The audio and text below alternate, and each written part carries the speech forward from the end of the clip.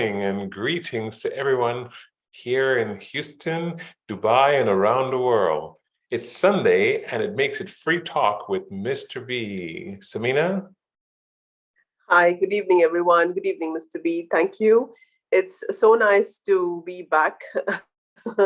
And I think last week I wasn't able to be there, but the week before I was. But even that 1 week felt like a very long time for me because this is something I really enjoy doing with you guys and my team of podcasting with Mr. B, Ms. Dedra, as well as Sister Mia. So, moving with our nuggets, the discussion goes on, and we have a very special nugget today where we're talking a little bit about how we're going to be giving back to the planet. Just to state the exact words of the nugget, it says, if you love your grandkids, take care of the planet, give back to your planet. That's how it's written in these, The Art It, of Giving Back.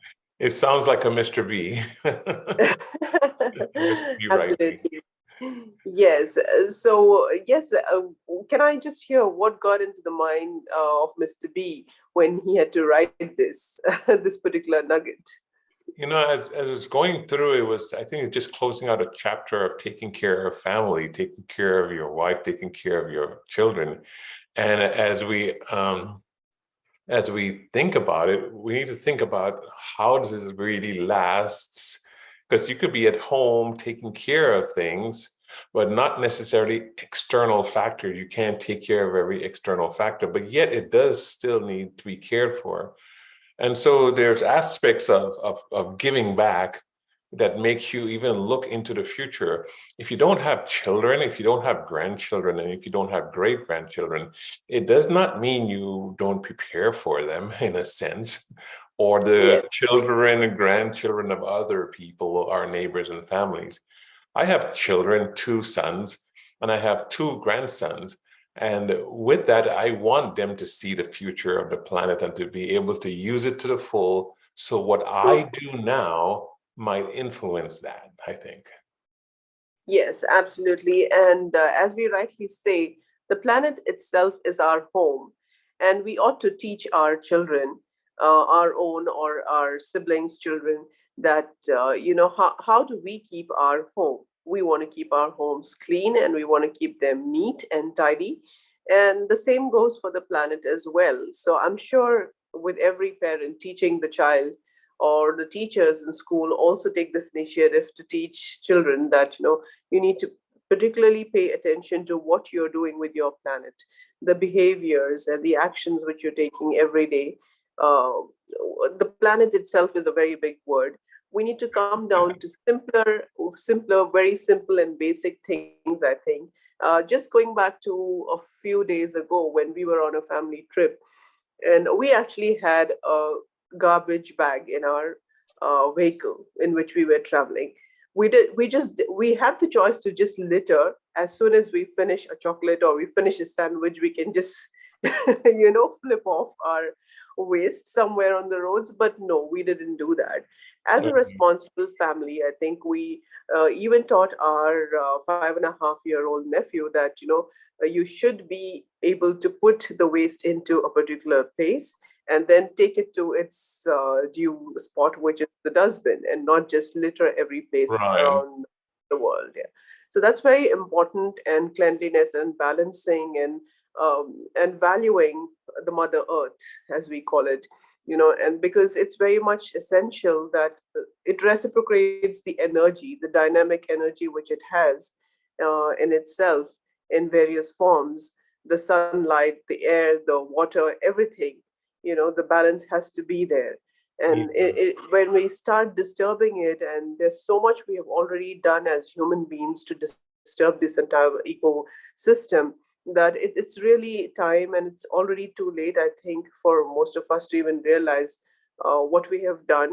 And there's some hope that we are able to understand this and we could do something, we could take some actions. So I would like to ask you, Mr. B, you have been in the oil and gas industry for so long. So, from an industry perspective, from a corporate perspective, what were some initiatives you were taking in order to kind of reduce the carbon footprint, or preserve because there's a lot of wastage, I understand, in the oil and gas industry. And it's economically, financially for the industry, there is no need to have wastage. But from an economical standpoint, it's everything that it takes effort to do or regulated to do or made to do has costs. And so most companies don't like costs for some reason. They're in the business of doing business, but every time you take a look at costs, oh, hello, Dedra. Welcome. Hi, how are you? Fine, How's fine. everybody? Sorry for the space background, but I'm in my car actually. It's the perfect background for our conversation because we were talking about keeping the planet clean and preserved for our children and grandchildren and great-grandchildren. So we Yes. found it appropriate. Otherwise, we may have to go to space, before we know All it, right. right? Yes. Maybe this is more appropriate than I knew. Right. Yeah. Yes. One of the things Sameena said was looking at things, or even the wording for the podcast title, makes us look at things holistically from a global standpoint. But yet every action we need to take is from a local standpoint and an individual standpoint. And the thought of charity begins at home, which also means environmental behavior starts at home. Yes. Right. Well, I've always thought that, we're visitors on this planet, actually. We are not, this planet doesn't belong to us. It is a temporary home that's been given to us while we live in this form. Right. And as a guest in anyone's house, I mean, you wouldn't just trash someone's house and then expect them to be okay with it, right? Right. You would keep their house clean. That's what I've always taught my children. You wouldn't want somebody trashing your house and then saying, well, see ya, bye. It's bad manners. It's just simply bad manners. So I think that, just to be a good guest, you should keep your home clean. Thanks. Yes. And one of the things she asked right before you came on was feeding off of my historic background with the oil industry. What are some of the things that industry took as efforts to keep the planet clean, and how do they manage waste? And Yes. and my answer would be was going to the first talking about the costs and financial approach most businesses take with costs, because there are a lot of things they could do morally, there are things that they could do ethically, and some things the government regulate them to do, but it all comes with a cost. And so if everyone was doing it, then it's very competitive in nature. But the answer was yes, Sameena, they do not have to have wastes, because the type of energy it all comes in different form. But if a company is not regulated to manage that waste or repurpose that waste that we get, then they wouldn't want to spend morally or financially any money to manage that waste, because they're not under any pressure to deal with it. The biggest waste right now is the carbon monoxide and carbon dioxide and other reactions to burning fuel. And it comes with everyone's car, and it comes also to the industry. And so under all of our cars right now, there's a catalytic converter, this device that converts the waste to mostly water and carbon dioxide. Because carbon monoxide is poison. So the chemistry of it says it does that.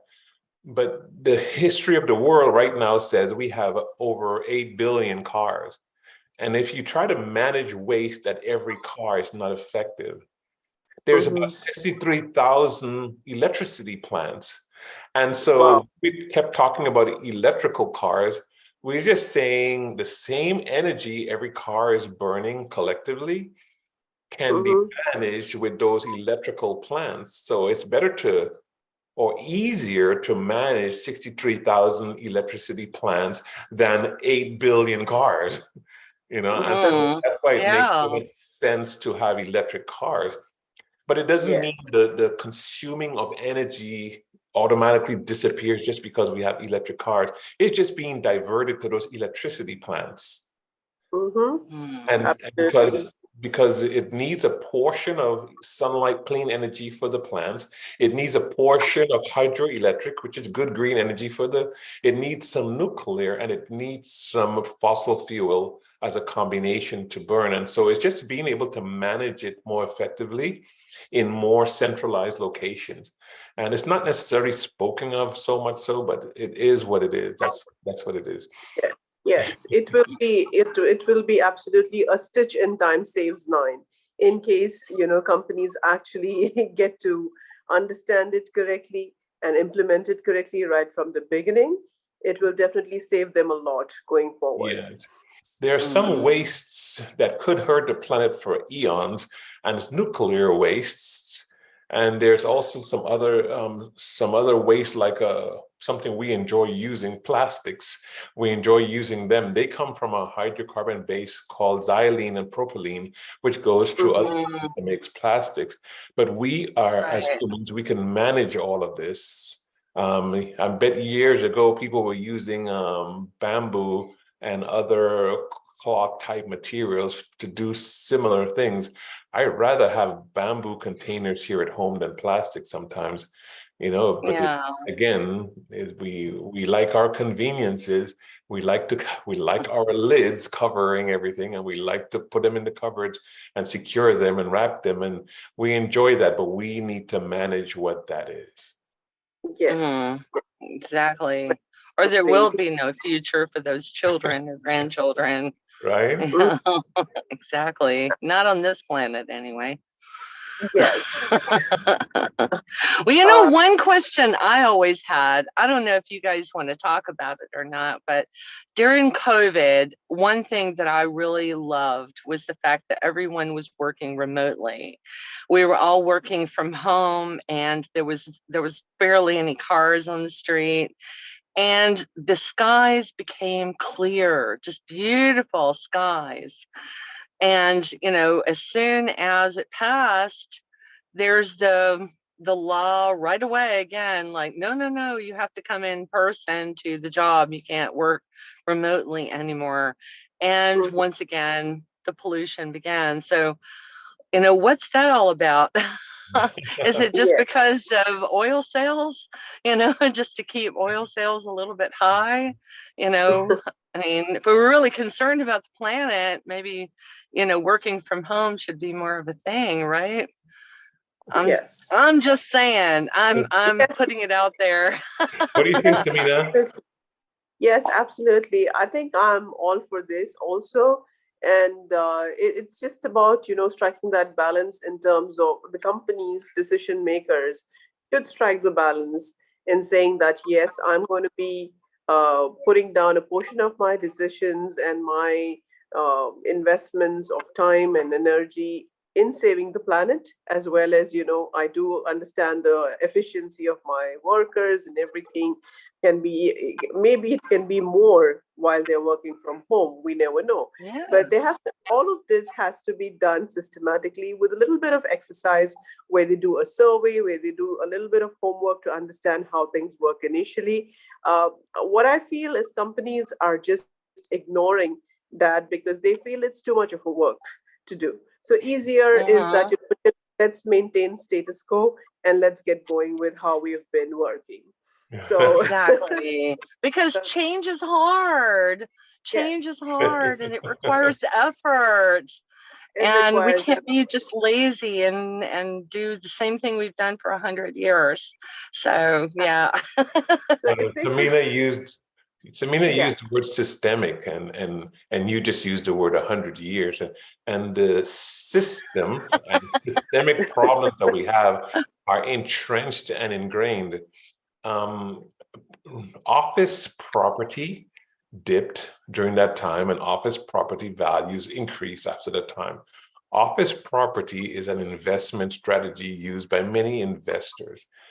In order to switch to a different investment, it's money losing proposition sometimes when you get rid of office space and so on and so on. And so that's systemic thinking that goes into all of this. They may even start with, what are we going to do with all this office space? If everyone Yes. was at home, what are we going to do with all the vendors near the office? What are we going to do with this? What are we going to do with that?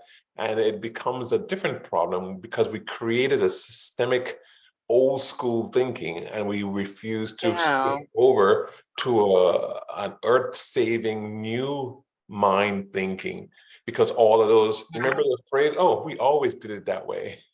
Yes. I hate that. It's like one of the worst things ever to hear. Yes. It's an idea killing statement. We always did it that way. That's why we're doing it this way. For somebody who considers himself a creative, that is a soul killing statement, actually. That really is. That is the word, actually. Since you are a creative coach, Ms. Dedra, it comes to your mind, I'm sure, and I'm probably resonating your thoughts right now, that the company, what I feel is, maybe I'm over expecting, but this is what I feel the company's decision maker should do. That okay, these have been my assets over 100 years, and this is the future. So probably I should devise my strategy. I cannot say one size fits all. So being creative and coming up with newer strategies and creatively utilizing whatever spaces and investments they have made is always a choice. But provided you take the choice, you make that choice that, yes, I want to utilize it properly. And maybe I'm ready to make that change and rethink my strategy than just being monotonous. Yeah. Yes, exactly. And when we're getting things delivered to our home, we can find all the reasons why the store or deliverer didn't pick the right tomatoes or didn't give us the best quality broccoli or whatever. But truth and in fact, if they would bring more, of course, we could make our own choices. The idea is, to me, it's better for one vehicle to bring things around everywhere than all of our vehicles going out to the market. Yes. Exactly. That's true. I would love that to be reversed. And so sometimes it's very competitive between the brick and mortar buildings, even as a supermarket, and the ones that is doing the delivery. And so, yes, we have to consider what we're talking about is that we want the planet to be around for our grandchildren, our great-grandchildren, even the ones we won't see, our great-great-grandchildren. We want it to be around for them. And we'll start at home, yes, but we sure could encourage and feel free to talk about giving back as a form of saving the planet. And so we want to give back ideas. We want to give back action. We want to give back this advocacy about what does it take to save our planet for our future generation. And even if we work for an energy company, it doesn't mean that we can't be environmentalists in the middle of or be environmentally responsible while working there. We individually, we were held accountable. I worked for the company. We were held accountable that we will be taking the punishment if we did something that hurt the environment.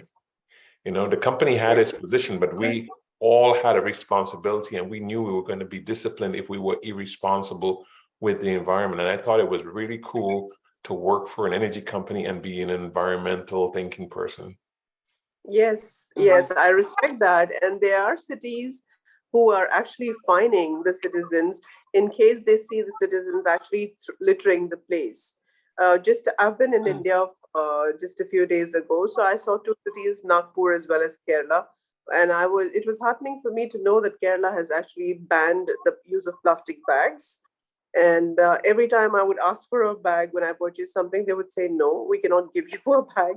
So it felt nice that, okay, fine, they're at least making an attempt. And I did see in action that the roads are much, much cleaner than what it were before. Yes. And that's good.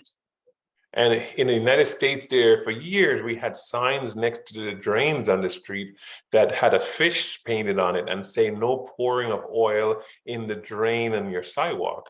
And it was a campaign that went on for many years. And I'm sure that the fishes are more happy that we don't dispose our waste oil from our car oil changes right there in the drain. And so a lot of habits have changed. When the ozone layer was a concern, we all got rid of our styrofoam cups and CFCs and so on. And so we can take action, and it's a form of giving back to our future. It's a form of giving back to our children's future if we just take all our individual action and everyone participates. Yes. Yes. And we should volunteer, and we should volunteer to make the world a better place. Right. And even if you're just one, a lot of people might think just because, oh, I'm just one person, what difference can I make? You know, if I just recycle one of my cans, you know, does that really going to change anything, you know, in a big planet like we live in? But imagine if, you know, 5 or 6 billion people had that same thought, you know. I mean, Yes. and recycled one can, you know. I mean, that actually does make a huge difference. I mean, we can't even let the one little thought, like that little thought, stop us, you know, because even your small actions add up, you know. Yes. And especially if you tell people about it, say, look, I recycled my cans today, look how easy it is. You know, we have social media, we can set an example. I mean, there's a lot of things we can do as individual people, you know. Yes, and as we wrap up this podcast, we're just reminding everyone that's a form of giving back. We have spoken about many forms in the book, The Art of Giving Back. We're on Nugget number 20. And so you can see so many weeks we've been talking about it. So whatever form of giving back that satisfies our soul, we can take it up. And if you care about the planet, you can take up that advocacy also and give back by telling about it, sharing it, and continuing with even podcasting about that very subject. Yes. So we all look forward to make the right choices and make the right, take the right actions in order to protect our planet. We weren't able to join Facebook Live today because it just wasn't triggering for me. And so we will share this online too, and continue to do these podcasts. We're heading towards the end of the Giving Back series, and we'll start listening to our audiences and see what subjects are exciting to them. Dedra, we know you have You, Me, and Iced Tea. It's going very well, and look forward to joining with you next week. Thank you. And also on this program, we have 30 by 30 is the young lady Manar, who is coming on and start talking about women who are approaching their 30s and all of the challenges they have to face. Oh, what a great topic. I know, and it's opened her episode last week. She will do another one coming up this weekend. And look forward to her conversation as she speaks here in the US and in collaboration with one of her best friends in Dubai about these 30-year-old issues and how you become the man and woman that you need to be and what you got to face. And so we look forward to that.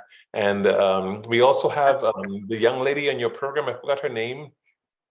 Lene Peters. Yes, and so she's been joining you more often and hope to stay that way. She can either have her own show too or just stay on the one that you're on. But it's just wonderful to have great advocates on the program for continually sharing as we continue the free talk with Mr. V. Thank you, guys. It's really good to see you guys. Welcome. Absolutely. Thank you. Good to see you guys.